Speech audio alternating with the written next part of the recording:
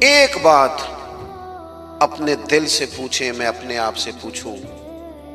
کیا ہمارا بہو کے بارے میں بھی وہی ذہن ہے جو بیٹی کے بارے میں ہے؟ وہ ساری گنجائشیں، وہ ساری معافیاں جو بیٹی کو ملتی ہیں، اور نہیں ابھی بچی ہے تو نہیں ابھی چھوٹی ہے تو نہیں ہم نے ابھی کام کرائے نہیں تو نہیں ابھی مطلب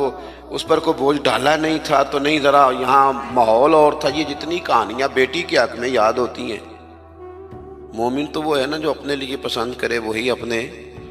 تو یہ ساری کہانیاں بہو کے حق میں کیوں نہیں یاد آتی؟ یہ کیوں نہیں یاد آتی؟ یہ جو ہم اپنے داماد کو مشورہ دے رہے ہوتے ہیں کہ چل پتر غصہ نہ کر، آہستہ آہستہ ٹھیک ہو جائے گی، تو یہ والا مشورہ اپنے بیٹے کو کیوں نہیں دیتے بہو کے حق میں؟ خدا کے بندو، مومن کے اعلیٰ اخلاق ہوتے ہیں، اس کے مقاصد حیات بڑے ہوتے ہیں، وہ چھوٹی چھوٹی کچی کچی کمزور باتیں نہیں کرتا، خود غرض زندگی نہیں گزارتا،